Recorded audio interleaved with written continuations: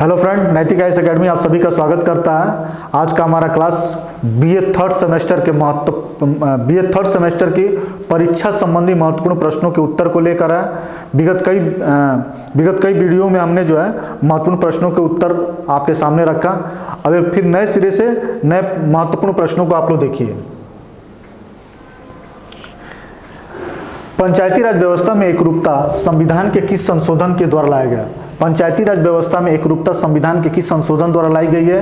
तो ये जो है 73वें संवैधानिक संशोधन 1992 के द्वारा पंचायती राज व्यवस्था को संवैधानिक दर्जा दिया गया। ठीक है, ये 73वें संविधान संशोधन के द्वारा।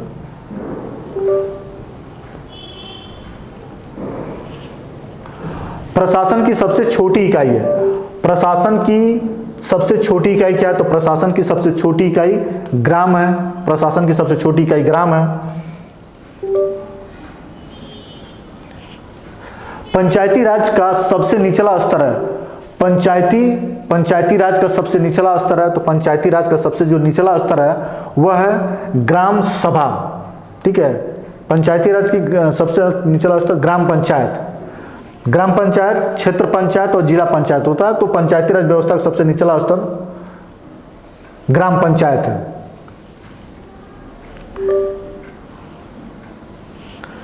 न्याय पंचायत के कार्यक्षेत्र में सम्मिलित नहीं है। न्याय पंचायत के कार्यक्षेत्र में सम्मिलित नहीं है। तो न्याय पंचायत के क्षेत्र में कहाँ क्या सम्मिलित नहीं है? तो मुजरिमों को जेल भेजना, ये वाला सम्मिलित नहीं है। न्याय पंचायत में किसी को दोषी ठहराया जा सकता है, कुछ दंड के प्रावधान किए जा सकते हैं, लेकिन उनको जेल भेजने का अधिकार जो है न्याय पंचायत को नहीं दिया गया, बल्कि जेल भेजने का अधिकार किसी अस्थायी न्यायालय को ही दिया गया है।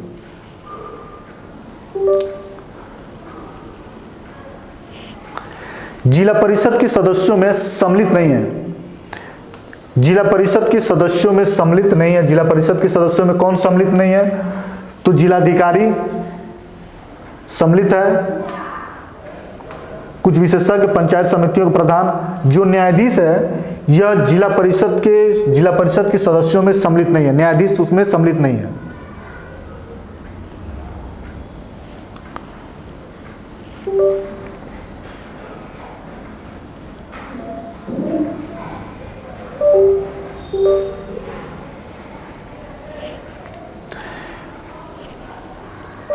ग्राम पंचायत की बैठक होनी आवश्यक है। ग्राम पंचायत की बैठक होनी आवश्यक है। तो एक वर्ष में 2 बार जो है ग्राम पंचायत की बैठक होना जरूरी है।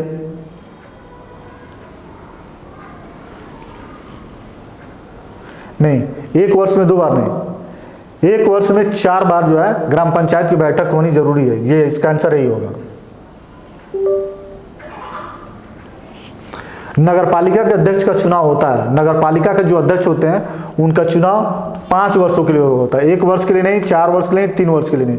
नगरपालिका के जो अध्यक्ष होते हैं वह उनका चुनाव 5 वर्षों के लिए होता है।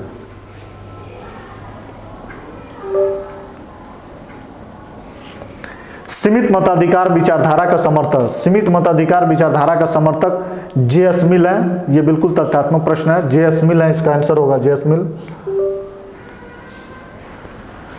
वयस्क मताधिकार विचारधारा के समर्थक जॉन स्टुअर्ट मिल है। वयस्क मताधिकार विचारधारा के समर्थक जॉन स्टुअर्ट मिल है।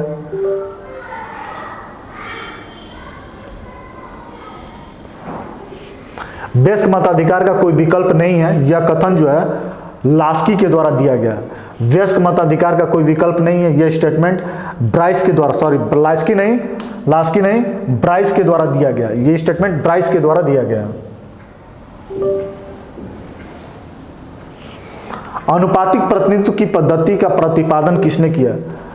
चुनाव में एक अनुपातिक प्रतिनिधित्व की पद्धति है, इसका जो प्रतिपादन है इसको थॉमस हेयर ने किया। अनुपातिक प्रतिनिधित्व पद्धति चुनाव की एक ऐसी प्रक्रिया है जिसमें छोटे मोटे जो राजनीतिक दल हैं उनके भी प्रतिनिधियों का चुनाव हो जाता है। ऐसी व्यवस्था चुनाव की जिसमें छोटे मोटे जो राजनीतिक दल हैं उनके प्रतिनिधि भी किसी न किसी तरीके से निर्वाचित हो जाते हैं। इसलिए जहां बहुदलीय राजनीतिक व्यवस्था है, जहां छोटे छोटे राजनीतिक दल हैं, उनका रिप्रेजेंटेशन, उनका प्रतिनिधित्व किसी तरीके से संसद और व्यवस्थापिका में जाए, इसके लिए अनुपातिक प्रतिनिधित्व पद्धति की क्या किया जाता है, व्यवस्था किया जाता है चुनाव में।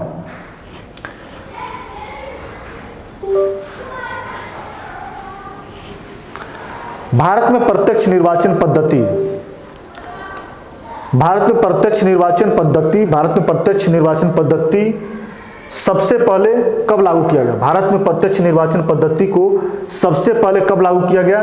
तो भारत में प्रत्यक्ष निर्वाचन पद्धति को सबसे पहले 1909 में लागू किया। भारत में प्रत्यक्ष निर्वाचन पद्धति को सबसे पहले 1909 में लागू किया गया।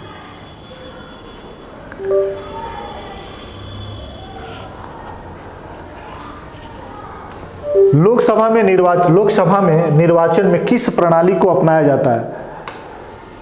लोकसभा में निर्वाचन में किस प्रणाली को अपनाया जाता है? तो लोकसभा में निर्वाचन की जो प्रणाली है वह है सीमित मत प्रणाली। सीमित मत प्रणाली का अर्थ होता है कि जो चुनाव में जो सबसे ज़्यादा मत प्राप्त किए होते हैं, भले वो बहुमत में हो चाहे ना हो, लेकिन जब सबसे ज़्यादा वोट प्राप्त किए होते हैं उन्हीं को विजेता घोषित कर दिया जाता है। ये हमारे लोकसभा के चुनाव में भी इस प्रणाली का प्रयोग किया जाता है।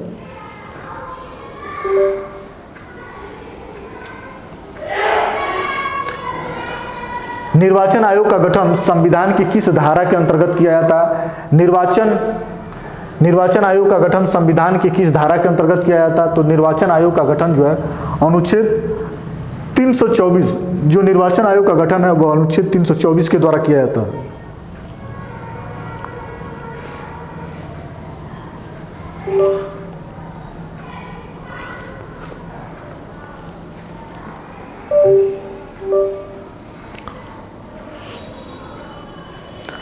चुनाव चिन्हों का आवंटन करता है, चुनाव चिन्हों का आवंटन करता है कौन? तो चुनाव चिन्हों का आवंटन जो है निर्वाचन आयोग किसी भी राजनीतिक दल को राष्ट्रीय राजनीतिक दल या क्षेत्रीय दल के रूप में मान्यता, और उन राजनीतिक दलों को, जिन राजनीतिक दलों को क्षेत्रीय राजनीतिक दल या राष्ट्रीय राजनीतिक दल की मान्यता मिल जाती है तो उन्हें एक अस्थायी चुनावी सिंबल, चुनाव चिन्ह मिलता है। और इसका आवंटन भी कौन करता है? निर्वाचन आयोग करता है।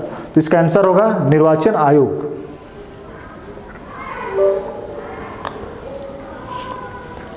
जाति भारत में एक महत्वपूर्ण दल है। जाति भारत में एक महत्वपूर्ण दल है। निम्न में से किस विद्वान ने कहा? तो जाति भारत में एक महत्वपूर्ण दल है, यह महात्मा गांधी ने कहा। महात्मा गांधी ने कहा।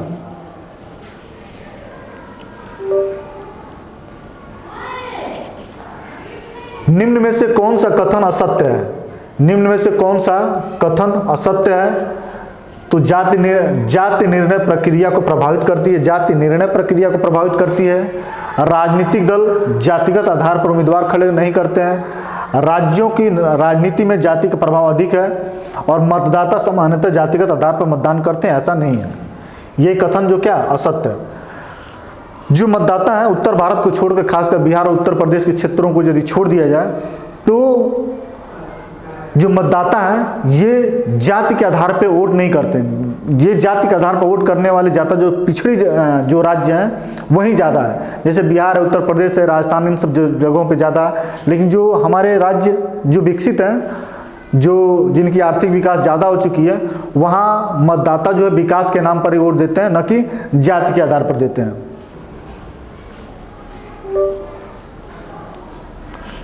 निम्न में से कौन से राज्य की राजनीति में जाति का प्रभाव जाता है? तो जो बिहार एक ऐसा राज्य है जहां की राजनीति में जाति का प्रभाव ज़्यादा है, चाहे वो मतदाता के स्तर पे हो या जो प्रतिनिधि जो चुनाव लड़ते हैं वो प्रतिनिधि के स्तर पे, या राजनीतिक दलों में जो उम्मीदवार होते हैं, चुनाव के जो उम्मीदवार होते हैं, उनके उम्मीदवारी में टिकट देने की जो बात होती है वो ज़्यादातर जातिगत आधार पर ही दिए जाते हैं।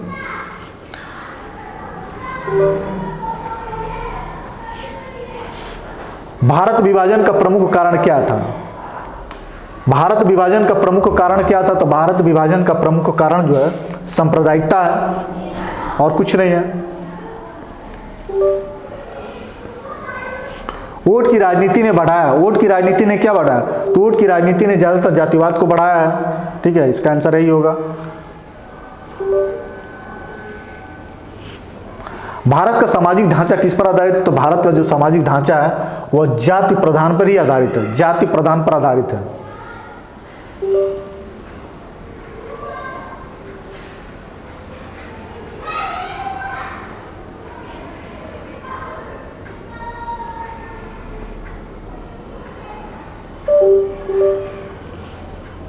प्रश्न उत्तर सुनो। इन 21 प्रश्नों के साथ हमारा प्रश्न उत्तर देने का जो क्रम है वो समाप्त होता है। फिर ये जो आपका पेपर है पॉलिटिकल प्रोसेस इन इंडिया, इससे जो भी प्रश्न बनते थे वो लगभग प्रश्न समाप्त हो गए हैं और आपके लिखित परीक्षा के रूप में जो थर्ड सेमेस्टर है इसमें केवल इसी पेपर का ऑब्जेक्टिव टाइप प्रश्नों का उत्तर होगा। जो दूसरा पेपर है उसमें वो वाइवा का होगा और यह पेपर लिखित ऑब्जेक्टिव टाइप प्रश्नों को लेकर है। और अब जो है हमारा ये थर्ड सेमेस्टर का जो महत्वपूर्ण प्रश्नों को उत्तर देने का जो क्रम है ये समाप्त होता है। फिर कुछ समय बाद जब आपकी परीक्षाएं समाप्त हो जाएगी तो मैं क्लास वाइज जो है फिर लेक्चर वीडियो, टॉपिक से संबंधित लेक्चर वीडियो बनाएंगे।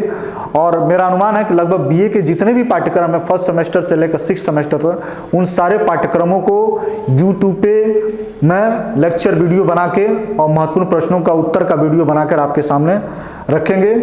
ठीक है, और बाकी आप इसको अच्छे तरीके से पढ़िएगा, क्योंकि नैतिक आईएएस एकेडमी प्लेटफॉर्म के तहत हमने ये कहा भी था कि बीए पाठ्यक्रम को जिसने सही तरीके से पढ़ लिया और समझ लिया, नई शिक्षा नीति के तहत बीए के पाठ्यक्रम को, राजनीति शास्त्र का जो पाठ्यक्रम है उसको सही तरीके से पढ़ लिया तो उसे भारत के किसी भी यूनिवर्सिटी में एमए का एंट्रेंस हो या एमए करने के बाद पॉलिटिकल साइंस एमए करना हो या फिर नेट जेआरएफ की तैयारी करनी हो या यूपीएससी स्टेट सिविल सर्विसेज में वैकल्पिक विषय के रूप में पॉलिटिकल साइंस को रखना हो या अन्य प्रतियोगी परीक्षा जैसे आपको टीजीटी पीजीटी के लिए भी तैयारी करनी हो, तो आपको कोई परेशानी नहीं होगी, कोई परेशानी नहीं हो सकती है, क्योंकि बीए ही एक बेस है पॉलिटिकल साइंस का। और बीए के पॉलिटिकल साइंस के जितने भी कार्यक्रम, जितने भी पाठ्यक्रम है लगभग बीए में रख दिए गए। अब उसको किस स्टैंडर्ड से, किस लेवल से, किस तरीके से आप पढ़ रहे हैं ये आप पर निर्भर करता है। तो हमारा ये पहला महत्वपूर्ण प्रयास यह है कि बीए के पाठ्यक्रम को, संपूर्ण पाठ्यक्रम को यूट्यूब वीडियो से आप तक पहुँचाया जाए और आप उसको पढ़ने के बाद, उसकी महत्व को समझने के बाद फिर आगे की प्रतियोगी परीक्षाओं की तैयारी आप की रणनीति बनाएंगे और उसके बारे में आपको विशेष जानकारियां भी प्राप्त हो जाएगी। धन्यवाद।